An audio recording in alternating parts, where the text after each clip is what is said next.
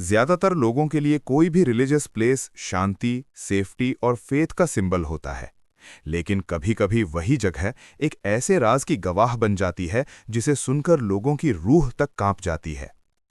ये कहानी हमें ले जाती है राजस्थान के श्री गंगानगर और एक ऐसी सुबह की तरफ जिसने पूरे इलाके को डर के साए में डाल दिया।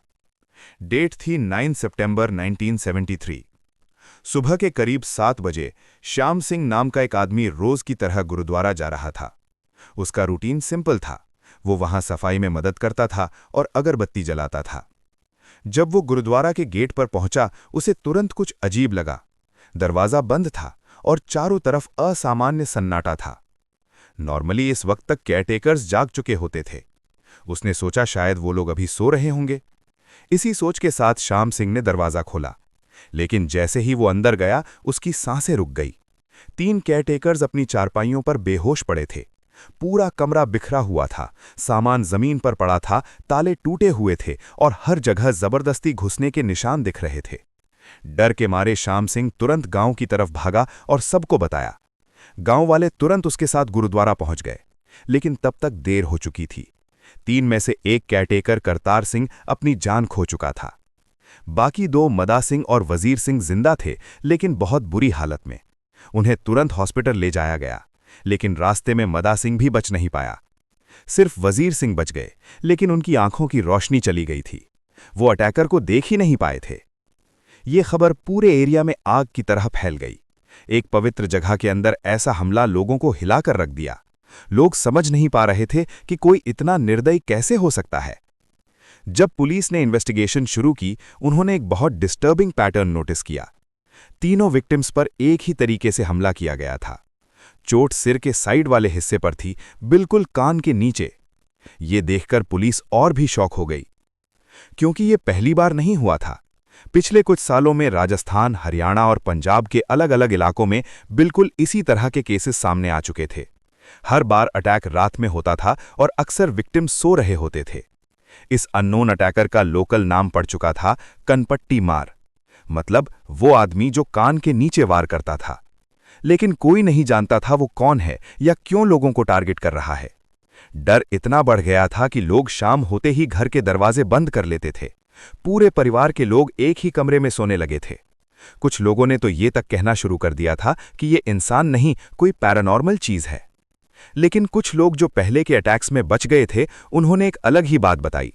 उनके अकॉर्डिंग अटैकर एक पतला सा आदमी था जो रात में कंबल या चादर ओढ़कर आता था। अब इन्वेस्टिगेशन ने उस आदमी के पास्ट को ट्रेस करना शुरू किया। पुलिस की तलाश जाकर रुकती है जयपुर में, जहां 1950s के आसपास शंकर प्रजापति नाम का एक लड़का पैदा हुआ था। शंकर एक मिडिल क्लास फैमिली में पैदा हुआ था।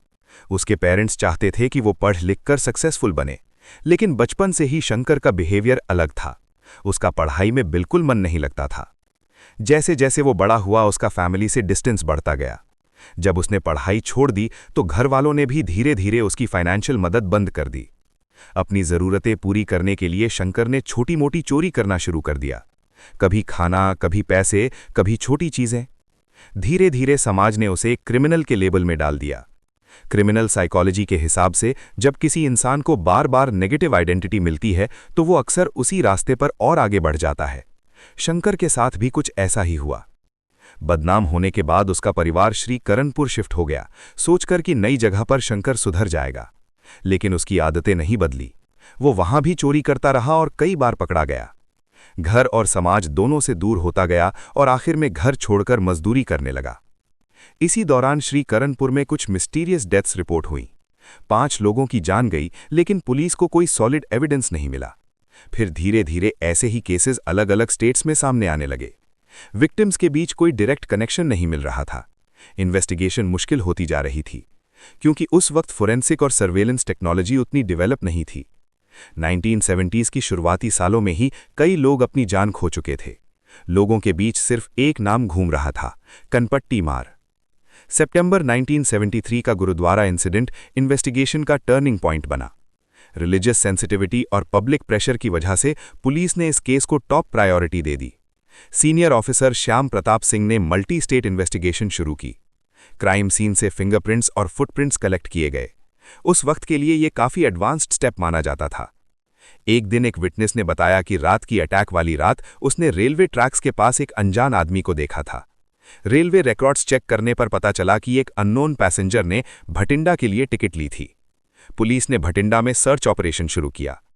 कई महीनों की इन्वेस्टिगेशन के बाद 3 जुलाई 1974 को पुलिस ने एक रिक्शा ड्राइवर को भटिंडा रेलवे स्टेशन पर डिटेन किया।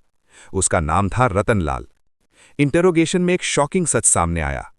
रतनलाल असल में शंकर प्रजापति था और पूछताछ में उसने मल्टीपल अटैक्स में अपनी इन्वॉल्वमेंट एक्सेप्ट की।